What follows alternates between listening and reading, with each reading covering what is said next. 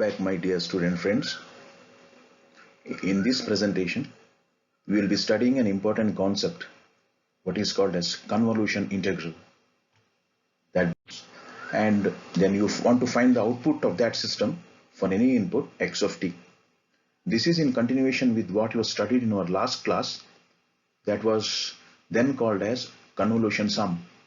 That is, in our last presentation, we saw how a discrete time LTI system can be represented by using what is called impulse response. Then by using convolution sum formula, we can find the output of that system for any input x of n by simply performing convolution sum. That is, by convolving input x of n with the impulse response h of n.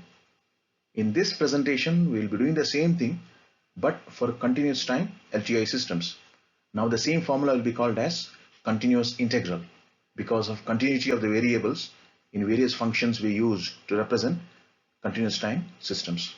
Before we go into the depth of this integral, let us recall what we have studied in our last class so that we can make a connection between that class to this presentation. We have seen in our last presentation that any arbitrary discrete time signal can be represented by a formula of this type. That is, x of n in general is nothing but summation of weighted time displaced impulses. That is, in other words, if you take any one value of a particular discrete time signal, that is nothing but it looks like an impulse, and every other value also looks like impulse but shifted by some instant of time. Now if you want to represent whole of the signal, you can simply summate all those impulses with the proper weights in the interval of the range of that signal. That is, if the signal is of infinite duration, then the range goes from minus to plus infinity. Simply go on adding the impulses, you'll get the entire signal. The same kind of thing we are going to study in case of continuous time signals also, because in this signal also we are going to see that any signal x of t is going to be represented by superposition of time shifted impulses, which is the basic foundation for understanding the convolution integral. Then what we saw in the last class was we had a system which was generally represented by a t. That is, t stands for transformation. That is, a system by definition is nothing but which transforms an input signal into output signal in case of a discrete time signal. We also saw in our last class the same system now can be represented by h of n if the system obeys two properties, that is linearity and time invariance. Any LTI discrete time system can be represented by an impulse response. In that case, we can find the output of that system for any input x of n just by forming what is called convolution. That is, by convolving the input signal with the impulse response. The formula of the same has been shown here. You can see output y of n is equal to x of n convolution h of n is nothing but a convolution sum. Now let us try to apply the same rule for a continuous time LTI system. Now let us first of all see how we can represent a given continuous time LTI system by means of impulse response. Then let us go on to developing the convolution integral formula. So before we start the representation of system by using impulse response, then finding convolution integral, let us see this definition. Any arbitrary continuous time signal x of t can be represented as a weighted superposition of time shifted impulse signals as given below. What you can see is suppose you have a continuous time signal x of t. I'm taking this arbitrary signal. It is a infinite duration signal. Only a small time segment has been selected here. Now in this signal, you just see these 2 points. Suppose you see a point here at instant t dash. Now this particular point, if I join it to the x-axis, will look like an impulse, isn't it? It's an impulse, single value impulse. So the equation for this impulse can be delta t minus t dash into x at t dash. That is, this is a displaced impulse from the origin by an amount of time t dash, and its amplitude is x t dash. Whatever the signal's value, x of t at t dash, that value is nothing but the value of the impulse. Now if you take any other point, say this point, if you take at instant t double dash, this also is nothing but an impulse. You can see it is an impulse, because if you take this instant alone, it is impulse of magnitude x double dash, that is signal's value at t dash. And because it is an impulse, I can represent always by this formula, that is t delta t minus t double dash, that is displaced impulse with a weight x t double dash. Like that, any point on the signal is nothing but an impulse. If you take any point, you can just draw a line to the x-axis, then write the equation for that impulse. Likewise, this particular time segment of signal, how many impulses are present here? From, say for example, from this end to this end, how many such dots you can represent? How many dots can you count? It is as good as saying there are infinite number of dots, because there is no discontinuity. The signal is continuous everywhere. It is a continuous value distribution for all time. The signal x of t is defined for all time within this time window. That's why it is called as a continuous time signal. So how many number of dots? In that case, infinite number of dots displaced from one another by infinitesimally small time. The time almost tends to zero. So I can say there's a contiguous impulses. So now if you want to represent this as a superposition of impulse signal, then what you can see is this formula you can really apply to this particular signal. That is, any arbitrary signal x of t is nothing but integration of time shifted weighted impulses. Now this formula we already seen, the derivation for this formula we already seen for discrete time signal in the previous class. Same derivation holds good here also. I'm not going to derive that. I'm going to compare this formula with what we have developed for the discrete time signal. Just have a look at these two signal. Just compare them. These two. This is a representation of a continuous time signal in terms of time shifted impulses, whereas this is the representation of a discrete time signal in terms of time shifted impulses. Now see one difference here. I'm using the symbol of summation for a discrete time signal x of n, whereas for a continuous time signal I'm using the symbol of integration. If I want to speak in very general term, both the formulas are doing the same thing. They are superimposing or adding the values. This is nothing but discrete addition. This is nothing but continuous addition. This I'm calling summation because it will simply add all the sequences, whereas this is nothing but integration. It will simply superimpose all the impulses, infinite number of impulses. It will simply continuously add them, because I said, in the beginning, there are infinite number of impulses distributed. So you want to superimpose, you have to add all the impulses, no? So because there is no time gap between any two impulse, so I'm using integration.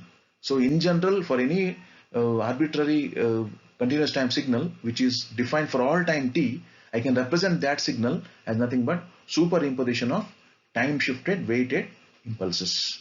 So whatever I had for discrete time signal, same thing I'm having for continuous time signal x of t. This is for your comparison. So I am now representing a signal using this particular formula throughout my discussion to follow. So now let us start with our representation of CTLTA system using impulse response. What we had was this for a continuous time system. That is, you consider a continuous time system which is linear and time invariant. I can always show by this particular relationship, where this is a black box. Now this is a representation for a system in general. I'm going to replace this t by impulse response in the next following discussion.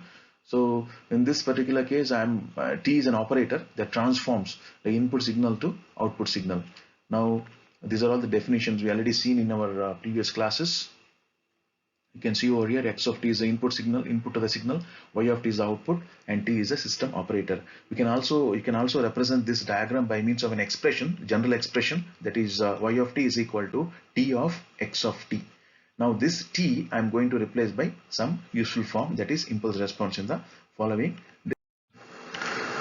Okay, now I'm repeating the same thing.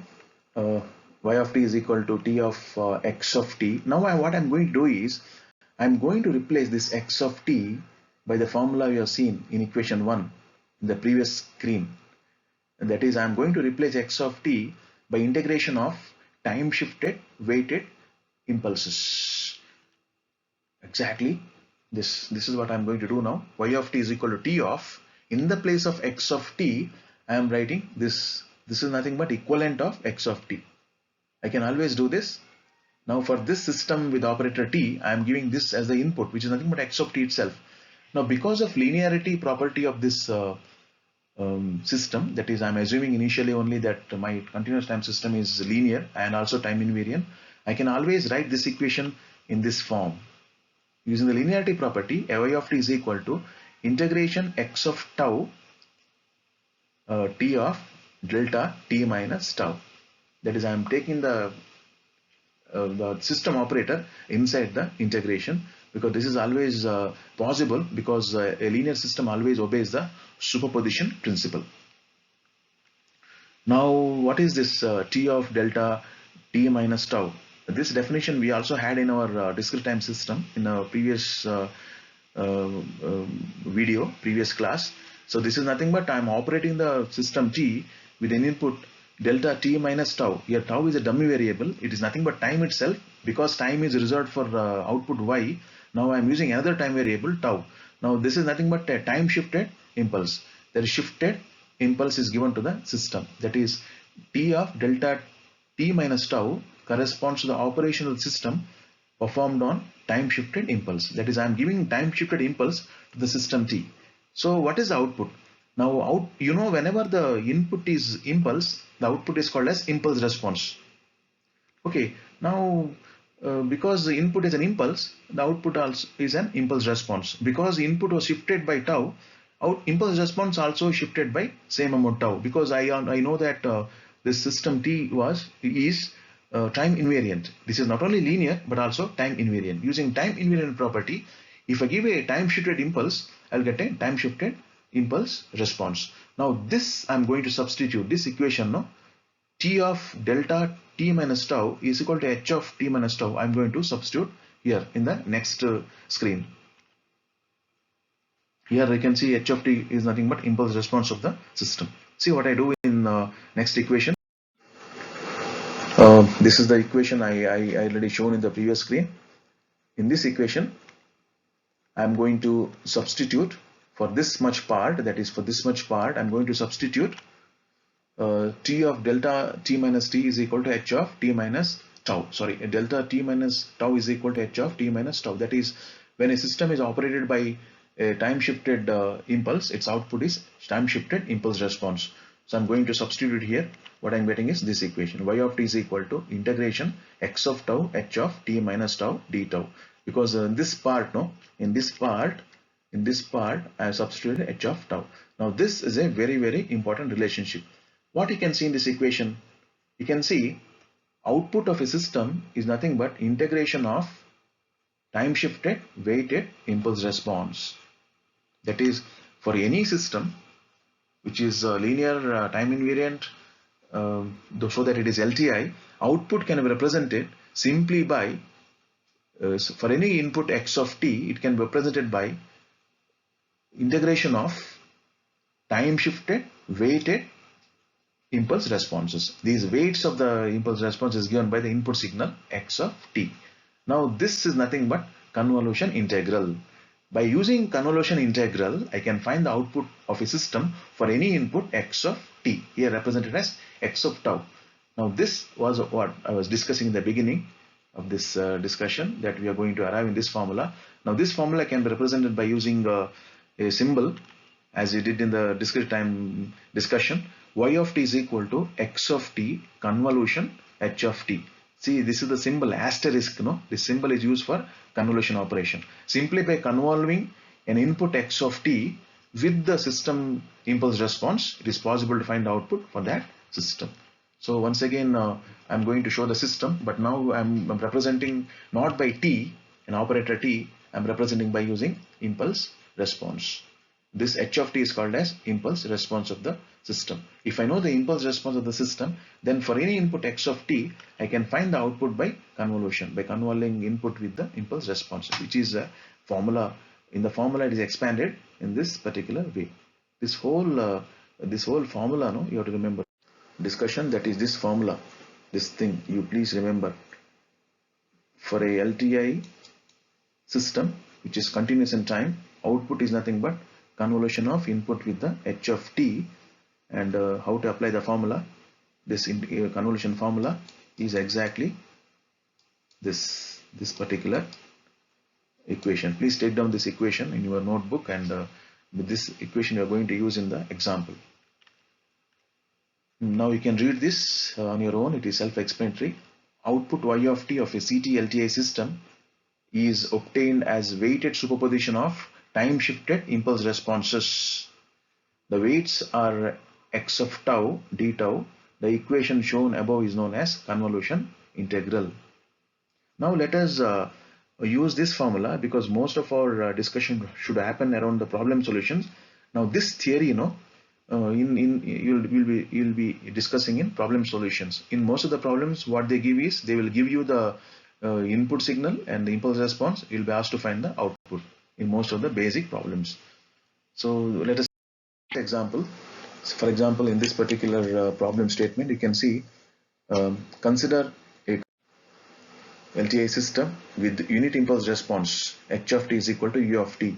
So sometimes the impulse response is also called as unit impulse response, because what you're going to give at the input is unit impulse to find the impulse response. So you can just ignore the word unit, just say impulse response. H of t is equal to u of t, and input is x of t is equal to e power of minus at into u of t, where a is a positive number. Find the output y of t of the system. So this is a typical problem given to you to apply the previous formula that we have discussed just now. That is, that you have a system which gave an signal u of t as the output to a unit impulse.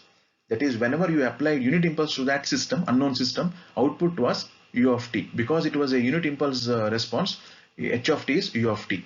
That is, when you apply the impulse, the system gives this output, u of t. Now for the same system, for the same this input, x of t is equal to e power of minus at into u of t, where a is a positive number, then what is the output? What is the output? That is what you have to find. Now let us see how to solve this problem. That is, how to apply convolution integral to find output y of t. Now our aim is to find output y of t when the input is e power of minus at into u of t. Now let us solve this step by step, so that you can apply the same procedure for any other problem at hand. Solution to the problem. This is what you just studied just now. That is, for a CT-LTI system, output is always given by y of t is equal to x of t convolution h of t. Here the symbol asterisk, I am pronouncing as convolution, but it is actually, name of the symbol is asterisk. But here it is reserved for convolution operation. How to convolve x of t and h of t? By using this formula, what is called as convolution integral. That is, y of t is equal to integration from minus to plus infinity x of tau into h of t minus tau d tau. You have to apply this formula to find the output of this system with impulse response h of t and input x of t, like this. So now this looks very complicated if you see the formula, but let us make it simple by using the graphical method. Rather than using mathematics, let us use graphs, waveforms, to find the output, and apply this formula onto the graphical solution as below. The first step now is to plot the graph of both x of t and h of t. Let us try to plot the graph. Graph of h of t, the input signal x of t and the impulse h of t are plotted. This is the graph of input x of t. That is, when you plot x of t as a function of time, you will get this graph. You are quite familiar with this kind of graph in your first module discussion. That is, this is an falling exponential signal, because you can see e to the power of the signal e to the power of minus a into t. What is the meaning of this? The e's value is well known. What is the value of e? E is equal to 3.142. 3.142, isn't it? This is the value of t. E. Say suppose you take a is equal to, say, 1. Suppose you take a is equal to 1, because the problem says that a is a positive. See here. Here you can see a is a positive. Suppose a is equal to 1. The equation becomes e power of minus t. Now if you go on substituting the value of t, say t is equal to 0, if you substitute t is equal to 0, then e power of 0 is 1. See, the signal value is 1. At t is equal to 0, at t is equal to 0 instant, the signal value is 1. And if you go on increasing the value of t positive, if you go on substituting all these values of t, you will get the value of e, which is decreasing like this. See, decreases like this, goes on decreasing. When t becomes infinity, when t becomes very large, the signal value also becomes very small. It becomes so small that it almost becomes 0. When t tends to infinity, the signal value tends to 0. So this is the case of a falling exponential. This is the signal of a falling exponential. Suppose if this minus sign is not there, suppose this minus sign is missing, instead of e power of minus 80, it is e power of 80, then the same signal would have been like this, would have been increasing like this. Now because a minus sign is there, it becomes 1 upon e to the power of 80. Because of minus sign, 1 upon e to the power of 80. As t increases, e to the power of 80 increases, but because it is 1 upon something, the overall value decreases. As t increases, overall value decreases. So because the e power of minus 80, the value decreases. If it is e power of plus 80, the value would have increased like this. When t becomes infinity, e also would have become infinity. And one more thing is that I'm drawing only one-sided. No, this waveform is only one-sided. Why it is one-sided? Because see the problem given. It is given as e power of minus 80 into u of t. Into u of t means what? It is only right-sided sequence. Because when you multiply the u of t is defined only for t is equal to positive values. U of t is a signal like this. U of t, signal shape is like this. Signal graph is like this. For any value t less than 0, u of t is 0. That is, for t less than 0, the whole function becomes 0. Therefore, you can see the whole function is 0 when t is 0. When t is 0, the whole function is 0. At t is equal to 0, the value rises to 1. Then value starts falling. This is the falling exponential. I'm sorry, I have scrambled the screen with a lot of highlighting color, but it is transparent. I don't think it is hampering your vision. You can still see the graph, falling exponential. So next signal that I'm going to plot is, what is that signal? H of t. See this signal, H of t. This is H of t. H of t is u of t. U of t is a familiar signal to you, It is a unit step function. See what you get. So this is u of t. Now this is x of t, a falling exponential, one-sided falling exponential. This is u of t. Suppose I forgot to tell this. See in this signal, if u of t is not present, what is the case? Suppose u of t were not present here in this, then this signal would have been like this. It could have increased like this. If you go t less than 0, would have been increased like this. Now because it is e of minus 8 into u of t, it is only one-sided. Left-sided part is 0. Okay, remember that always. That's why they give on u of t into u of t. Whereas here it is u of t itself, Therefore it is a signal like this. It is the value of the signal is 1 at and after t is equal to 0. These two are the familiar signals. Now how to apply the formula on these two waveforms? Let us see in the following steps. Okay, this is the problem at hand with us. That is, we have a system. This is the system with impulse response h of t is equal to u of t. Input is a falling exponential. What is the output? Now, what is the output? What is the output? Output is nothing but, output y of t is nothing but x of t convolution h of t. See the formula here, formula of convolution. How to apply this formula? Now, to apply this formula, what I'm going to do is, I'm going to plot the graph. I already plotted x of t and h of t, Now I'm going to plot these two graphs, that is x of tau and h of t minus tau. I'm going to draw two more graphs. One is x of tau, the other one is h of t minus tau. X of tau will be same as x of t. Only thing is that wherever a t is there, I am replacing that by another dummy variable tau.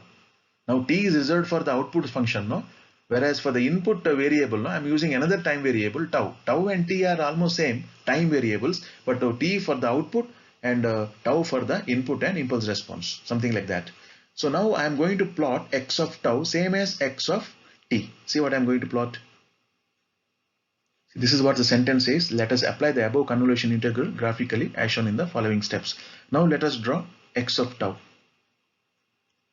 Let us plot x of tau and h of t minus tau with the t is equal to 0 as below. Now this is quite interesting. One more thing I wanted to tell now before I plot the graph. X of tau, if you see, it is same as x of t. It is same as x of t. There is no difference. Okay, x of tau is same as x of t, same as that. But h of t minus tau, see here, t is a shifter, actually speaking. I'm going to show that in the next discussion. T is a shifting variable. Suppose if t is 0, when t is 0, this equation becomes h of minus tau, h of minus tau, isn't it? This equation becomes h of t minus tau. If t is 0, become h of minus tau. Therefore, I'm going to plot now x of tau and h of minus tau. What I'm going to do is, see, x of t I already have drawn, no? Same thing I'm repeating, but h of minus tau, what I have drawn previously was h of t. Now I have to get h of minus t. In the place of t, tau is there. That means I should flip the signal. See what I'm going to see, what I'm going to do. This is my x of tau. See, there is no difference from x of t. Only thing is that wherever t is there, I am replacing by tau because of this formula. Therefore, x of tau is equal to e power of minus a tau into u of tau. In the place of t, I am writing tau. Now, next signal I am going to plot is this. See, this is u of t minus tau. See, now I am a flipped version. This is the flipped version. Whatever signal I had previously was like this, no? Previous signal was like this. This was my previous signal. This was like this and they like this, no? At t is equal to 0, the signal became 1. At t is equal to 0, signal became 1. This was the previous signal. Now I flipped it like this. Time reversed it. So it became like this. Why I flipped it? Because I want to plot h of minus tau. H of minus tau. This is x of tau. This is h of minus tau. I flip it. This is the graph at t is equal to 0. Simply I flipped it but not shifted. See, I have to flip as well as shift. According to this function, no, I should actually flip then shift by t. Now I am not doing shifting. Shifting is 0. So this is nothing but u of minus tau. Now how to apply this formula for the given problem? See, I am again writing this x of tau. This is u of t minus tau, or simply u of minus tau with t is equal to 0. Now at t is equal to 0, without shifting, this is at t is equal to 0. This is the x of tau. No shifting is to be done here. Shifting to be done only for this signal, because the formula is like that, no? If you see the convolution formula, the formula, there is a shifting term is there. H of t minus tau, no? That t stands for shifting. Now if you don't shift, t is equal to 0. This unshifted. Now what is the meaning of shifting? Suppose if I shift left, that is if I shift the signal left, that is when t is less than 0. That is what I am going to do, shifting left. So before this diagram, you please come back to this diagram once again. Please come back to this diagram. See, what I have done is, you see the difference here in this particular, just see the signal. Here, x is the vertical axis, tau is the horizontal axis. X is a function of tau. Here in this graph, h is the vertical axis, tau is the time axis. Now, this is tau is equal to 0. This is all tau positive values. This is all tau negative values. This is a shifted version, time reversed version of the signal. I'm taking one signal as it is, another signal I am time folding. Always mark this particular point, no, this origin is nothing but tau is equal to 0. Always write it as tau is equal to t. Now this axis is tau axis actually, tau axis, but in this tau axis, this origin mark as always tau is equal to t. That means since our signal edge is also on the origin, now this edge I am calling tau is equal to t. Now if t is negative, that is if t is shifted left, t is negative, then this graph is shifted left. If t is positive, then graph is shifted right. That much you should remember. Suppose if t is less than 0, if this edge is less than 0, means this signal is shifted left. If t is greater than 0, this signal is shifted right. See what happens here in this particular graph. Here I am taking t less than 0. For t less than 0, that means this t, this edge is called as t now, because I have marked this edge as t here. This edge is called as t. For t less than 0, I am going to shift the signal left. This is always done for second signal. First signal is kept as it is, okay, there is no change. Only second signal is time folded and shifted. Remember this, h of t minus tau means it is time, not only time folded, also shifted left and right. So if t is less than 0, in this case shifted left. If t is greater than 0, if this t is greater than 0 means shifted right. See this one, in this case t is greater than 0, shifted right. In this case t is less than 0, shifted left. If t is 0, then not shifted. See, not shifted. If t is 0, not shifted. T is less than 0, left shift. T greater than 0, right shift. Remember this thing while performing the convolution integral on the signals using graphical method. Let us start with our finding the output y of t. Now our main aim is to find the output y of t. Okay, I am taking the original signal x of tau, then time reversed signal h of t minus tau. I am marking all these things. As I told you, this origin is always tau is equal to t because it is the tau axis. In this tau axis, I am writing tau is equal to t, which is also equal to 0. Origin is nothing but 0 only, tau is 0 only. But also I am marking t is equal to tau. This arrow mark should be pointing to this origin, okay? Because this signal edge, this edge is along the origin. Now this edge will be called as t is equal to tau. Wherever this edge goes, wherever this edge goes, either left or right, this edge is always called as t. Now let us see the first interval with the t is equal to 0, unshifted, with t is equal to 0. If t is equal to 0 means the second signal is not shifted. Now suppose if you want to find the output, what is output? You have to get the output, you have to multiply. Basically output is what?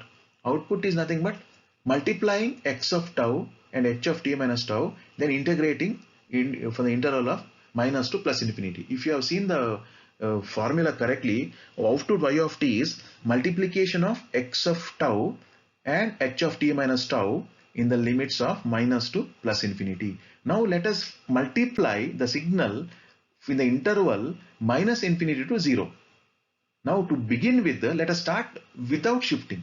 This is the first thing, without shifting. Without shifting, at t is equal to 0, what is the output? Let us find. At t is equal to 0, what is the output? That is, what is y0? Y0 is simply the multiplication of these two. Just multiply these two signals. What is the output if you multiply? Just do it. Multiply. Every value of x of tau, you multiply the h of t minus tau. You multiply. If you multiply everywhere, it is 0 only. Everywhere it is 0. See, if you take t greater than 0 or tau greater than 0, then you can see this value is 0 here, no? 0 into anything is 0 only. If you see tau negative, that is tau negative, if you see, then here it is 1, but here it is 0. See, this is 0. 0 into 1 is 0. Now at tau is equal to 0. When you multiply, what happens? Many people may say it is 1 into 1, 1. No, it is not 1 into 1. It may look like that. If you see the graph, no, it may look like it is 1 into 1 is equal to 1. No, because see, it is an abrupt change. Abrupt change. What is the change occurs here? From 0 to 1. The change occurring here is 1 to 0. So now because there is an abrupt change, there are two instants you have to consider. Two instants. One instant is 0. One instance is 0 minus. Other instance is 0 plus. At 0 minus, just before the origin, if you multiply, it is 0 into 1. Just because the change occurred from 0 to 1. Here change occurred from 1 to 0. No, they are opposite change. Here just before the change, the value is 0. Just after the change, value is 1. Whereas in this graph, just before 0, value is 1. Just after 0, value is 0. So just before 0, that is 0 minus. If you multiply in 0 minus, it is 0 into 1. It is 0. Just after 0 means 0 plus. Just after 0, multiplication will be 1 into 0. Once again 0. Therefore, at t is equal to 0, at tau is equal to 0, at tau is equal to 0, if you multiply, no, the resultant is 0. That means everywhere, if you multiply the two signal, no, nowhere it is non-zero, everywhere it is 0. Therefore, if you multiply the two signal, x of tau into h of t minus tau is equal to 0, that means y of t is equal to 0, because y of t is nothing but integration of this into d tau, isn't it? You already seen the formula, no? I'm writing again here, into d tau, integration of this product from the limits, whatever the limit, Anyway, the multiplicand itself is 0, no? That product itself is 0, no? That means there is no question of finding the integration. So anyway, output is 0, y of 0. That is when t is equal to 0, output is 0. That is when you didn't shift, no? But if you put at y is equal to 0, value is 0. At t is equal to 0, y of t is equal to 0. This is the one value because our aim is to find y of t for all value of t. At one instant it is 0. Now let us see what are the other values of t. For other values of t, what is the value of output y of t is by performing the further steps. Okay. When t is less than 0, that means what is the value of y? What is the value of y of t? What is the value of y of t? What is the value of y of t for t less than 0? How to find out? For that, I should shift the second signal less than 0. See what I do? This is what I do. Because my aim is to find the value of y for t less than 0. Second signal, I should make t less than 0. That is the edge, this edge I am calling t. T should be less than 0. This is 0, no? See, this is 0. I am putting t less than 0 means shifting left. I should shift left. Wherever possible, you shift wherever you want to. You can shift wherever you want to. Shift it, then multiply these two. See what happens. Because you want to find y of t. Y of t is nothing but x of tau into h of t minus 2 integration. No, you multiply. See what you get from multiplication. See, since we don't find overlapping between the waveforms of x of tau and h of t minus tau, see, you multiply everywhere you multiply. It is 0. Everywhere it is 0. See, here if you multiply, it is 1. This value is 1 actually. 1 into 0 is 0. Here it is 0 into here it is 0 into 0. Here some value into 0. Either this will be 0 or this will be 0. If you multiply anywhere, no, for any tau, the product will be 0 only. That means again you can see here again x of tau and h of t minus tau is equal to 0 for t less than 0. For t less than 0, x of tau into h of t minus tau is 0. That means output y of tau, which is nothing but it is a product integration from minus infinity up to 0. From minus infinity up to 0, integrate, because we are finding the value t less than 0, no? Infinity up to 0 anywhere. The product is 0, no? It is 0. That means y of t is equal to 0 for t less than 0 and equal to 0. We are finding the output range by range now. Output of the system y of t is 0 for all the time t less than and also equal to 0. Those two ranges you have found. Now only remaining thing is what is the value of y of t for t greater than 0. That will be non-zero, I think, because there is some input, no, there has to be some output. I think for t greater than 0 there will be some output. For t less than 0 equal to 0, output is 0, already proved. Now let us see what happens if I shift the signal more than t. If I instead of shifting left, if I shift right, what happens? Then I think there will be some overlapping area. Because the overlapping area is 0 here, the whole system, whole output is 0. Now let us go for the time. We already saw two time intervals. No, one is t is equal to 0, time instant it is, and another is t less than 0. Now let us see what happens when t is greater than 0. Equation is defined only for t greater than 0.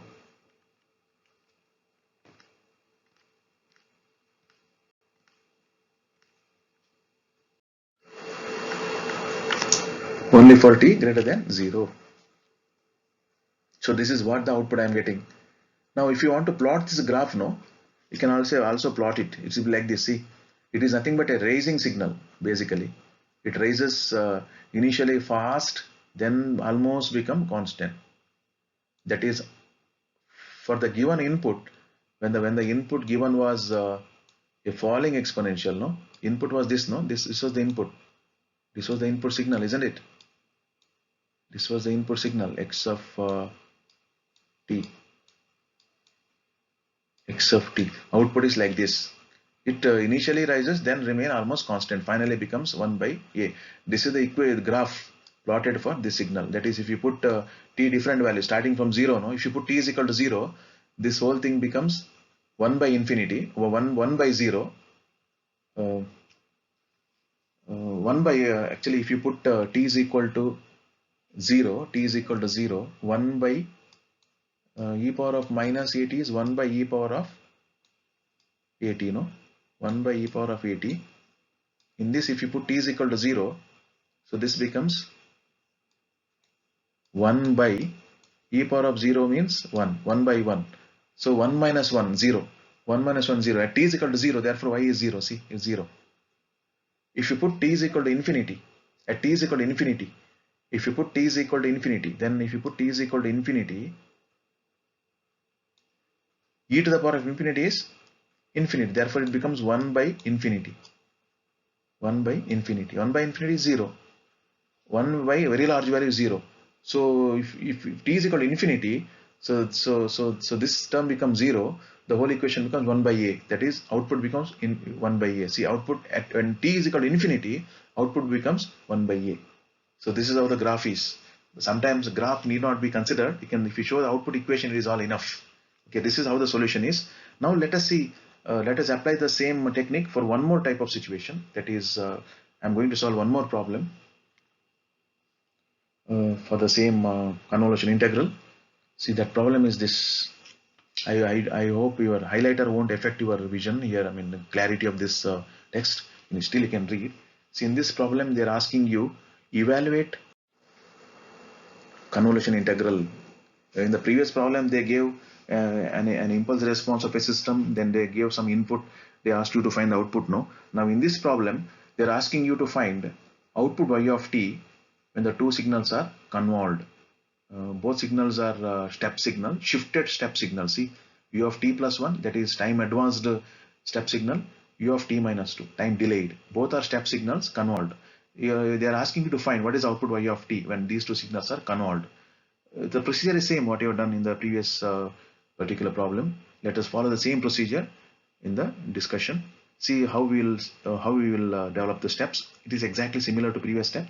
Only whenever there is a change, I will just give my voice. Otherwise, it is self-explanatory. Please go on looking into the screen. So now what they have done is, now because it looks little bit more, more terms are there. They're equating the first function, this function, writing as x1 of t. The second function you will write x2 of t. In the place of u of t plus 1, x1 of t. In the place of u of t minus 2, u of t minus 2. u of t plus 1, u of t minus 2 replaced by x1 of t and x2 of t. Then the formula, then the equation becomes, otherwise y of t is equal to u of t plus 1 convolution u of t minus 2 becomes x1 of t convolution x2 of t. You know the formula for convolution, already you have studied about this. This is the formula, x1 of tau into x2 of t minus tau. Now it is a normal signal. This is a time reversed signal. Now you have to plot the signals. Now let us plot the signal. So this is the signal plot. x1 of t. x1 of t is u of t plus 1. No, this is u of t plus 1. See, u of t plus 1. This is u of t advanced by 1 unit. U plus 1. A plus symbol range, it is advanced. Now the second signal is x2 of t is u of t minus 2. Minus 2 means because of minus sign it is delayed by 2 units. So it is a step signal delayed by 2 units. U of t minus 2. One is time advanced, one is time delayed. Now let us plot x1 of tau and x2 of t minus tau. As you already know, x1 of tau is nothing but x1 of t itself, because it is unflipped signal. It is normal signal. In the place of t, you have to write tau, only change of variable. Otherwise, graph is same. But when you plot x2 of t minus tau, you have to plot the time reversed signal. Here actually, when you plot the time reverse signal, no, you have to time reverse this. Time reverse means it will come like this. I think this signal, no, will come like this. You'll see in the next screen. So this is what the formula I want to apply. So these are the original signals in without flipping operation, original given signals. Now if you want to plot this and these two signals, you have to plot. No, see how we are going to plot. Now this signal as it is, you can see there is no difference. x1 of t same as x1 of tau. There is no difference absolutely. They are exactly same. Only thing is that wherever t is there, replaced by tau. T should be replaced by tau. Now second signal, that is x2 of t minus tau, no? x2 of minus tau, actually. Tau is a variable now when you apply the formula. Should be time flipped. Time flipped means this signal totally flipped. In this axis now should be flipped. Mean this signal comes to this negative side. See what happens. This is what you get. This and this. Compare this signal and this signal. This is x2 of t. This is x2 of minus tau. Because it is minus now, it is flipped version comes here. Okay, now mark all the points. I told you in the previous explanation, no? This origin always mark as t is equal to tau. I'm sorry, tau is equal to t. I'm very sorry, because now it is a tau axis. No, in the tau axis, its origin is marked as t. T now stands for what? T stands for now a variable which is meant for shifting the time flipped signal. Now t is reserved for y, whereas tau reserved for inputs x1 and x2. Now t is reserved for output y. Now here t stands for shift. Tau is a variable, t is actually a constant, strictly speaking, shift. Now t is 0, that is tau is equal to t is equal to 0 means it is not shifted, unshifted. Unshifted means wherever the signal it is not shifted. No, this original signal itself is shifted because of that. Otherwise, it is not shifted because of the function. It is because of the signal itself. Now this is actually t is equal to tau, this always. So then what is the name of this edge? This edge is t minus tau. So this one is very, very important now. Now if this signal would have been here itself, I could have called this edge as t itself. Now because this edge is already displaced, before I operate the signal, it is already displaced because of the input type itself. Now the name of this edge is, this is t, tau is equal to t, therefore this point is tau is equal to t minus 2. Now this edge, remember this edge I am calling as t minus 2. T minus 2. This edge is t minus 2. Because it is displaced, no, this is t, tau is equal to t, this is tau is equal to t minus 2. Wherever this edge goes, no, wherever this edge goes, this should be treated as t minus 2. See, let us apply the steps in the following operation. Now, yeah, this is what has been shown graphically. Okay, now interesting thing is, see, if you shift left, then multiply two signal, because you have to multiply. See, this is you have to multiply, no? Then integrate. Before integration, you have to multiply. If you multiply as it is and shift left multiply, result is 0, isn't it? You multiply left, then shift left, then multiply. It will be 0. Okay, from where it is 0? When this edge, less than minus 1. When this edge is less than minus 1, that's what I'm going to see now. When t minus 2, see this. When t minus 2, that is this edge, is less than minus 1, that is this particular instant, minus 1, what happens? That is when t minus 2 is less than minus 1, when t minus 2 less than minus 1, if I take minus to other side, t less than or equal to, see, I'm taking minus to other side means become plus. When t is less than or equal to minus 1 plus 2, that is 1. When t less than or equal to 1, for this range, what is output? Since we don't find overlapping between the waveforms, have a close look at it. See, what I meant is, when t minus 2 is less than minus 1, less than or equal to, both are there, no? Less than or equal to minus 1, and this edge t minus 2 is less than, that is to the left of, less than and minus 1, both condition, there is no overlapping area. Since we don't find overlapping area between the two waveforms for this range, that is t minus 2 less than or equal to minus 1, so multiplication is 0. If you simply multiply, when you shift the signal to the left of minus 1 and multiply for t minus 2 less than minus 1, then multiply, the product is 0. That means That means y of t is 0 for t less than or equal to 1. Did you get this? Now in this system, whatever you're actually assuming it, output y of t is 0 for all the values of t less than or equal to 1. To the left of t is equal to 1, the output is 0. That's what I get by this graph. Now what about the value of t for greater than 1? For greater than 1, how to get the greater than 1? I'll go like this. Now when the overlapping area starts here, can you make a guess when the overlapping area starts? When exactly starts? The overlap area starts if t minus 2 becomes greater than minus 1. If I move the signal right like this, if I move it right so that it is greater than minus 1, then overlapping area starts. That's what I'm going to show in the next slide. That is when t minus 2 is, see this, when t minus 2 is greater than minus 1, that is in this case the overlap area starts. Overlap. In the previous case, where was the second graph? Second graph was here. Here it was. That is, this was t minus 2. This edge was t minus 2, no? This was less. But now same edge, see edge, same edge, t minus 2, same edge, t minus 2 is past minus 1. It has passed this edge, no? This edge of the signal. It has passed, overtook. When t minus 2 is greater than minus 1, that is this minus 1, overlapping area starts, isn't it? Now I can keep on moving like this. The overlapping area keeps on increasing. If I move it this way, this much, then this is the overlapping area. This much it increases. This also gets included. This much area also gets included. Overlapping area included.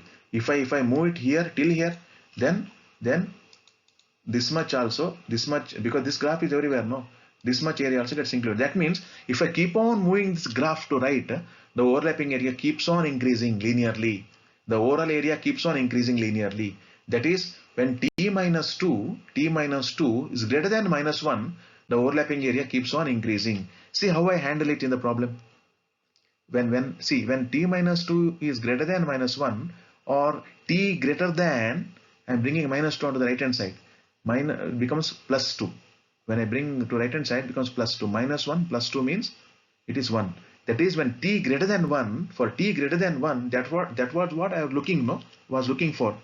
As far as my previous slide was concerned, I was asking you the question, what is the value of y of t for t greater than 1? Now I am going to find the answer for that. See, we find non-zero overlapping area in the range minus 1 to t plus 2 between the waveforms x1 of tau and x2 of t minus tau. See, this is a limit of, what is the limit of overlapping area? For this instant, if I stop increasing here, if I stop it here, what is the limit of overlapping area? See, this is minus 1, this is t minus 2. Other unwanted yellow marks. I just see about the confusion. Let us do it.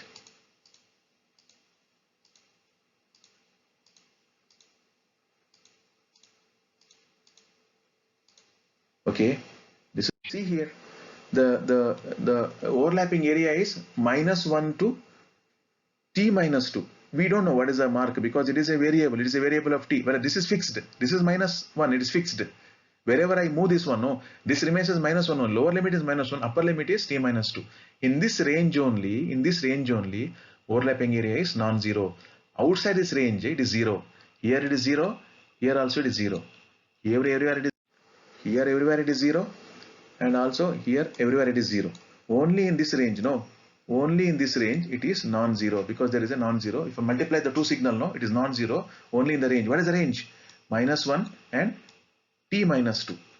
Therefore, I will be now multiplying the two signals and integrating in the range of minus 1 to t minus 2. Lower limit is minus 1, upper limit is t minus 2. See what I am doing now? This is what.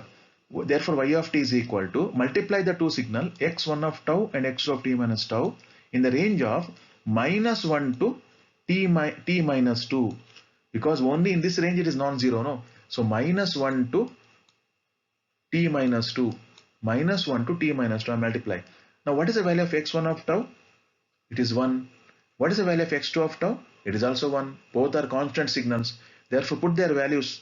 x1 of tau is 1, x2 of tau is also 1. Integrate. That is integration of d tau, because into 1 is d tau itself. So if I do that, it will tau will come. In the limits, no, you put t minus 2 here. This is t minus 2 upper limit, lower limit is minus 1. You put the limits, upper limit t minus 2 minus of minus 1 becomes t plus 2. That means output y of t is t minus 2 for t greater than 1. Till when this equation is valid? That is for all the value of t greater than 1. That means up to infinity. If you keep moving this signal, keep moving this graph, no, keep on moving up to t is equal to infinity also, if you move, same equation valid. That is for t greater than 1, this equation is valid till t is equal to infinity. You don't have to change. It remains same. So what is t minus 2? Now t is a ramp signal. T is a ramp signal. T is a ramp signal shifted by 2 units. T is a ramp signal shifted by 2 units. You know what is ramp signal? Okay. Ramp signal is actually like this. This is ramp. See, this signal is ramp, goes on increasing. But this signal, no, shifted by 2 units. Delayed by 2 units means output will be like this, I think. Yes, it is like this. This is 2. This is 2.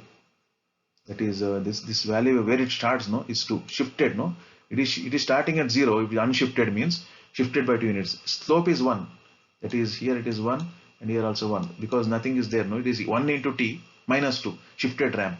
For t greater than 0, it is actually 1. For t less than 1, it is 0.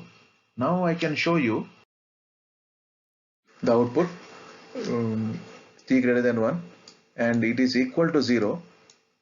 It is equal to 0 for t less than and equal to 1. I forgot to write the second line actually. Output is y of t is equal to t minus 2, that is shifted ramp, for t greater than 1. That means that for t less than 1, it should be 0 only. Even if I don't write this, no, it is understood, because nothing is mentioned. It means it is one-sided signal and value is 0 for t less than 1. So this I want to show the graphic, and I can show alternatively by another method also. I can write y of t is equal to t minus 1 into u of t. I think it is t minus 1. I think I made a mistake. Sorry, it is t minus 1. Okay, I think it is t minus 1. So t minus 1 shifted by 1 unit, not 2 units. Okay, shifted by 1 unit, because that's that mistake I did, I think. Okay, t minus 1 it is. So output is t minus 1, t greater than 0, 0 for t less than 1. So I can write like this also. I can write like this also. That is t minus 1 into u of t minus 1 means I need not write again t greater than 1. If I this one I need not write, okay, if I multiply like this. So this is the way I want to. If I want to plot the graph, this is how the graph looks like. The ramp starts at 1. Sorry, previously I told starts at 2, no. I made a mistake. I just ignorant. I'm sorry. It is actually t minus 1, the final answer. So it is, you can go back to previous, I cannot go, because if I go back it will disturb my recording. So you can go to previous screen and make the correction there. Okay, output is t minus 1, not t minus 2. So this is what the output looking like, a ramp signal. For all values t less than 1, it is 0. See, it is 0. For all values t greater than 1, it is increases linearly, because area is increasing. No, area was increasing, therefore output is increasing. So this is how the output, the question asked was to evaluate the integral. No, integral is this. If you convolve 2 step functions, you will get a ramp function. Because step functions were displaced in time, therefore ramp function also displaced in time. Exactly. Okay. That's all I wanted to explain in this problem. Now I'll solve few more problems to illustrate more ideas, more changes for more different type of inputs. Please come back to the next presentation. Now I'm stopping because of length of time. It is nearly 1 hour recording, so I cannot continue because of the length of that video. I'll be stopping here. Please come back to class number 2. That is more problems on convolution integral. Now for the time being, thank you.